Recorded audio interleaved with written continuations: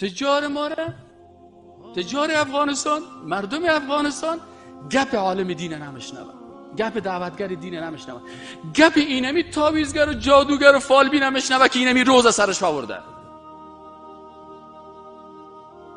کلش زنای خود پیش اینمی تاویزگرا روان میکنن. 90% زنای مردم افغانستان در دروازه اینمی هست. والله قسم به ذات ذوالجلال است که کسی برای من قصه کرد که اینمی در شهر کابل، در شهر کابل اینمی دستی تاویزخانه است که صبح تاویزگر در یک حمام غسل میکنه، بعد از پیشین در دیگه حمام غسل میکنه. به خاطر صبح سر زنای مردم یک دفعه انزال میشه، بعد از پیشین دیگه دفعه سر از این غسل فرض میشه. در دو حمام یک دفعه نمیره که رسوا نشن. صبح 11 بجه ایش میره، باز 4 بجه دیگه ایش میره. والله بالله برای من نفر قصه کرده.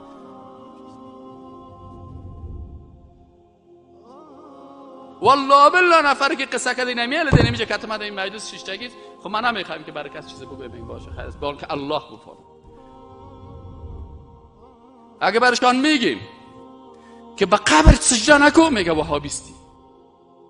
اگر میگیم در اسلام روزه دو نیست، روزه سه نیست، شب جمعه نیست، چل نیست، این خیرات های کارتکی نیست، این تویاد هتل نیست، پیستی که به نام اسلام است ایره برو یک پروژه اسلامی، یک دارالایتام بساز، یک مرکز دعوت بساز، یک تلویزیون اسلامی بساز که مردم روشن شوند. این گپا رو میگن ای صاحب تمام روز صاحب دیگبان خودت پیسه بده، خودت به نام کت رسول الله در تکر هستن، به نام رسول الله پیسه جمع میکنن، پس به مسجد خود دیگ میمانن، خودش میخوره. کت پیغمبر خدایی مردم در فریب هستن.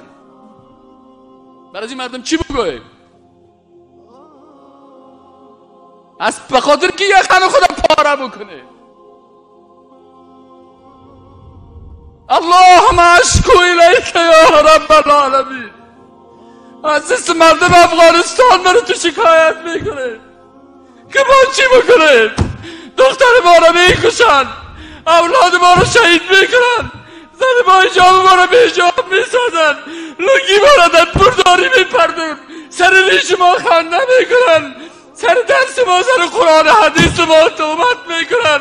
امروز در امریکا و اروپا دشمنای اسلام قرآن در میتن و بازا ما رو تاب میکنن. یا رب العالمین من تو شکایت میکنیم. یا رب العالمین 20 سال از دل ما کفید.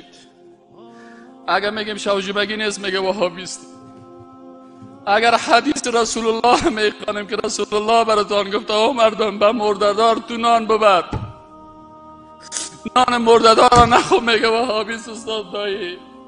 یا الله ما چی بکنیم؟ پیغمبر رو گفتن ساحر است، پیغمبر رو گفتن مجنون است، ما را میگن تروریست هستی، ما را میگن اکستریمیست هستی، ما را میگن تو بنیادگرا هستی، ما را میگن تو وهابیستی. به کی شکایت بکنیم یا رب العالمین؟ به تو شکایت میکنیم. بگپ ما نمیمانه کو تلویزیون اسلامی که ما دو گپ بزنیم یا رب العالمین. مولوی متوکل در 40 مسجد رفت که درس تفسیر بده، در مسجد نمیمانش که درس تفسیر قرآن بده. دکتر عبدالباری متخصص دکترا در حدیث داره،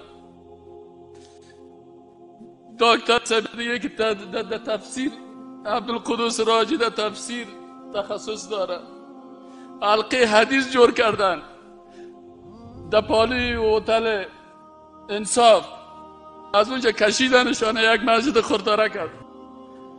به درس تفسیر نمیمانید، به درس حدیث نمیمانید، در مسجد نمیمانید. در یک مسجد رفتم، یک دو ماه نماز جمعه میدادم، گفتن این ملا دا سیاست گپ میزنن. لا اله الا الله چی معنای الله؟ کسی که ذاتش عبادت میشه و قانونش تطبیق میشه. تطبیق قانون سیاست